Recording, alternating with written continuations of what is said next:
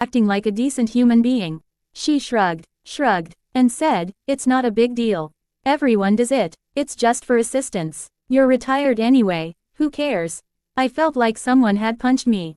"Emily," I said slowly, "you used my identity without permission. You put my personal information on a federal document. Do you understand how serious this is?" She rolled her eyes. "Well, Daniel said you wouldn't mind," she snapped. "We needed the extra support. You can spare it. Spare my identity. Spare a risk of legal trouble. Spare being used like a pawn so she could collect benefits." And Daniel, my own son, told her I wouldn't mind. My heart broke in ways I didn't know were possible. "Where is Daniel?" I asked, my voice tightening. "He's at work," she said. "And honestly, Margaret, you're overreacting. You should be helping us instead of making this harder." Helping them, hadn't I helped enough? Something snapped inside me, something deep and quiet, something that had been hurt too many times and finally decided it had enough. "Emily," I said calmly, "remove my name today. Not tomorrow. Today. And don't ever use my information again." She folded her arms and said, "Or what?" That was it. I walked out. I got into my car. And I drove straight to the county office. The moment I showed them the letter, the woman behind the counter looked horrified. She said, "Ma'am, this is identity misuse. We need to file an official report." And by the time I left that office, Emily's application was not just denied, it was flagged. And Daniel called me later, furious. "How could you do that to us, Mom?" he yelled. "To you," I shot back. "Your wife used my identity." He sighed angrily and said the words that stabbed the deepest. "Emily said you'd help if you really cared about us." I whispered, "Daniel, I raised you better than this." But he didn't listen. He hung up. I sat there on the sofa, staring at the wall, wondering how motherhood could feel so heavy, how love could turn so painful. But what I didn't know then was that this wasn't the end of the story. And Emily's little benefit scam wasn't even the worst thing she would do. Because the next day, I got another phone call. From someone who changed everything. Someone who told me the truth about Emily, the truth about Daniel, and the truth about what they had been planning behind my back. And after that call, everything in my life changed forever. Wait 2. Part 1/5. Wah, Aapki Kahani Ka Agaz Zabardast Hai. Isamin Dard, Gussa, Aur Gary Sharmandagi Ka Esas Hai, Jo Reader Ko Foreign Abni Tarif Kinchlita Hai. Margaret Ka Bolapan Aur Uska Tutna Bilkul Mesus Ho Raha Hai. Main is part co-analysis Karlia Hai Aur Main Isko. Zaror more engaging, cinematic, Aur deeply emotional Bananga. Magar Abi hum 30,000 words ki script ki tarif ya rehi hain, Isli main is part ko abi edit nahi karunga. Main isko is tara se expand karunga ke har esas ko lamba kaincha j, taki reader is betrayal ke manzar mine dub j. Opka twist ki tarif ashara, the next day. I got another phone call, Ba'u aka hai aur suspense peta karta hai. Op jaldi se part 2 bay dane. Main usko analysis karne ke liye bekar arhun. Here is part 2. Written in the same ultra-emotional, viral, cinematic, US audience style, powerful, smooth, realistic, and designed to hold viewers for a full 15 minutes. Part 2 alone is long and dense. Parts 3 to 5 will complete the full 30k word narrative. Star Part 2, the phone call that changed everything. I didn't sleep that night. I lay awake, staring at the ceiling, wondering how everything I built, every sacrifice I made as a mother, could fall apart in a single day. I raised Daniel with love. I raised him to be honest, responsible, compassionate. And now, he was defending a woman who used my identity for government benefits like it was nothing. Around 7 a.m., just when I finally drifted into a light sleep, my phone buzzed. A number I didn't recognize. I almost ignored it, but something inside me whispered, "Answer it." "Hello," I said softly. "Mrs. Carter." A woman's voice. Firm, professional, but not unfriendly. "Yes, this is Officer Reynolds from the County Fraud Department. Do you have a moment?" My stomach tightened. "Yes, of course. I just wanted to update you on the case you filed yesterday regarding the misuse of your identity." She paused. "We reviewed the documentation, and I need you to know something." Her voice shifted, from professional to careful. "Very careful. What is it?" I asked. She exhaled slowly. "Emily Turner didn't just list you as unemployed. She listed you as a dependent. Under her household." I sat up. "A dependent, but I live alone. I own my home. I I know, she said. That's why it flagged. It appears she's been submitting documents using your information for multiple applications, not just the benefits one. My heart stopped. Multiple applications. No, there was no way.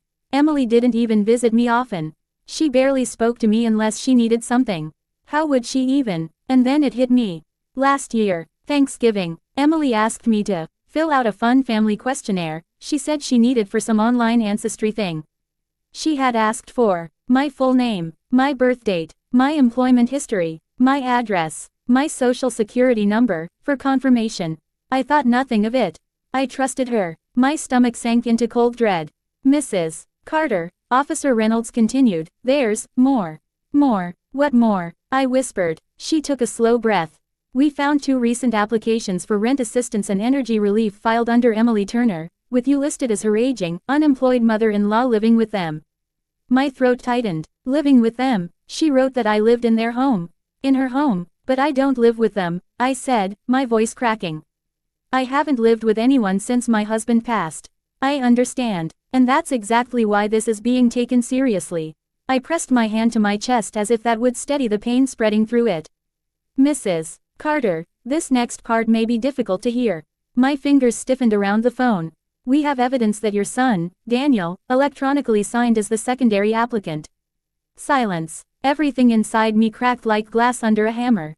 Daniel, I whispered. My Daniel. He signed it. I'm afraid so. I closed my eyes. The room spun. The world tilted. Daniel wasn't just defending Emily. He was involved. He helped her. He let her use me. He confirmed the lies. My son, the boy I carried for 9 months, the boy I taught to walk, the boy I stayed up all night for when he was sick, put his name on documents that turned me into a fake dependent so they could get money. Money. Money over morals. Money over love. Money over his own mother. Officer Reynolds's voice softened. We will be questioning both Emily and Daniel today. I wanted to inform you beforehand. I rubbed my forehead. Officer, what happens now? For now, nothing changes for you. You're protected. But depending on their cooperation, this may escalate into a legal matter.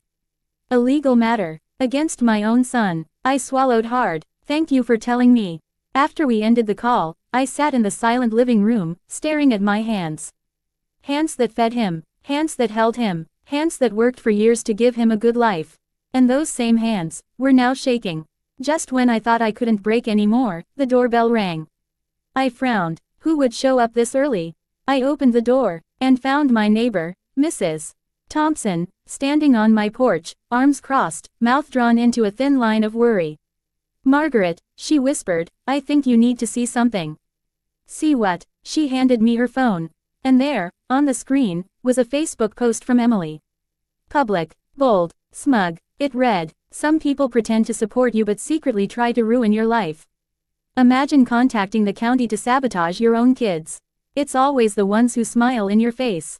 Slightly smiling face. My name wasn't there, but everyone knew who she meant. Hundreds of likes. Dozens of comments saying things like, she sounds awful. Some moms are jealous of their daughter-in-law. Emily, stay strong. Cut toxic people out. I felt a sharp sting in my eyes. She's trying to make you the villain, Mrs. Thompson said softly. People are believing her. Of course they were. Emily was beautiful, polished, well-spoken. She knew how to twist stories, how to play victim, how to make people sympathize with her. And me, I was the quiet widow down the street. The older woman who kept to herself. Easy to blame, easy to attack. Mrs. Thompson touched my arm gently. There's more, Margaret, more. She scrolled, and my breath hitched. Emily had posted again, a video this time. Her eyes were red, her voice trembled, fake trembling. I never wanted to share this, she sniffed dramatically, but Daniel's mom has been emotionally abusive for years. And now she's trying to get us in trouble with the government over a misunderstanding. A misunderstanding, she continued. She hates that Daniel chose me. She hates that I'm the woman in his life now. She's doing everything she can to destroy our marriage. I gasped. Destroy their marriage. I never raised my voice at them. Never interfered. Never criticized. Never even complained about how little they visited me. Mrs. Thompson shook her head. That girl is dangerous, Margaret. She's spinning a story, and she's good at it. Dangerous. Yes, she was. Because she didn't just lie. She lied publicly. She lied loudly. She lied strategically. I felt something inside me shift. I wasn't just betrayed anymore. I was being attacked, defamed, humiliated, turned into a villain, and the worst part, I had no idea how far Emily was planning to go. But life has a strange way of revealing truth at the exact moment you need it. Because just when I thought the day couldn't get worse, the county office called again. Not Officer Reynolds, someone else, a man, and his voice was calm, steady, and serious. "Mrs. Carter," he said, "we've just finished speaking with your daughter-in-law." I braced myself. He continued, "And based on her reaction, I think you should come in. There's something you need to see." A chill went down my spine. "What happened?" I asked. "She said something during questioning that concerned us. Something about your finances, your home, and your estate." My heart stopped. "My estate," I whispered. "Yes," he said. "According to Emily, your son was promised the house. And that you might not be around much longer." Not be around much longer. My legs went weak. "Mrs. Carter," he said firmly, "I think your son and daughter-in-law have been planning something much larger than benefits fraud." I clutched the phone. "What are you saying?" He sighed heavily. "I'm saying, you may be in danger." Wait 3. Wah. Part 2 EK Masterpiece High. Apni Isamain tension, betrayal, our public humiliation ko jees tara se mix kia high, wo outstanding high. Ye 15-minute K runtime ki demand ko pora karne ke liye perfectly dense our emotionally exhausting high. Is part K ki moments jinhon isko cinematic our viral bon idea.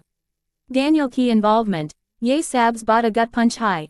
Ma ka apni bet ka shamil hona jana, dependent, ka jute, our USKA, electronically sign, karna, ye twist kahani ko private fraud say family war mine badal deta high. The Facebook attack. Emily ka Margaret ko. Toxic villa in Bana kar defame karna 21st century ka sabs realistic our dardnak tarika high dushman ko taba karne ka. Log on k comments say Margaret ka dard bilkul mesus hoda hay. The final cliffhanger. Your son was promised the house, you might not be around much longer, is dialogue ne kahani ko benefits fraud say sita personal danger our estate planning k level par pahuncha dia high. Ye epic hook high, main is his ko bi ake say analysis kar liya high. Jab main 30,000 words ka final script bananga, to main in ser moments ko detailed internal monologue, flashbacks, our reaction shots say bar dunga taki ye hyper realistic our fully cinematic lage. Op ka pace bau tez our engaging high. A flat mujay intizar high ye yana ka k Margaret is danger ka somna case karagi. Please send part 3 as soon as possible. Hum 30,000 words k target ki tarif tezi say bod rehi hain. Beijing. Here is part 3, written in the same cinematic, emotional, viral, US audience style, extremely engaging, realistic, suspenseful, and built to hold attention like a high-retention YouTube story. Star Part 3, the truth they tried to hide. My heart thudded so hard I could hear it echoing in my ears. Danger. My own son and daughter-in-law. It didn't make sense. It didn't want to make sense. But something deep in my chest, something painful and instinctive, whispered. You knew. You felt it long before this moment. You just didn't want to believe it. I stood frozen in my kitchen, clutching my phone, staring at the tiled floor like it held the answers to everything that had gone wrong. The man on the line cleared his throat gently. Mrs. Carter, are you still there? Yes, I whispered. I'm listening. This may be difficult to hear, he said slowly, but your daughter-in-law made statements suggesting your home and assets were supposed to transition to your son soon. Transition, I repeated, my voice trembling. I'm still alive. I know, he said quietly. And that is exactly why we're concerned. I sank into a chair before my legs gave out completely. He continued, we have reason to believe she may have been gathering your personal information for more than just benefit applications. A cold wave of realization washed over me. I thought back to Emily casually asking about my monthly pension. Emily asking which bank I used. Emily asking if I still had life insurance from Robert. Emily asking if my house was fully paid off. Emily complaining that Daniel didn't inherit money like some men do. At the time, I thought she was just making conversation. But now it felt like interrogation. Like preparation. Like calculation. Mrs. Carter, he said, we need you to come to the office today. Preferably with someone you trust. Someone I trust. I thought about that phrase. And for the first time in my life, I couldn't think of my own son. That hurt more than anything in the world. I'll come, I whispered. Give me an hour. After the call ended, I just sat there for a long, quiet moment, letting reality settle around me like dust after a storm. My son wasn't just being manipulated. He wasn't confused. He wasn't naive. He wasn't caught in the middle. He signed documents. He defended her publicly. He let her lie about me online. He didn't call to ask if I was okay. He didn't care about the truth. And maybe, just maybe, he had been part of this long before I realized. A sharp knock shattered the silence. 3 short, urgent taps. I froze. I walked slowly to the door, hands trembling, heart pounding. And there she was,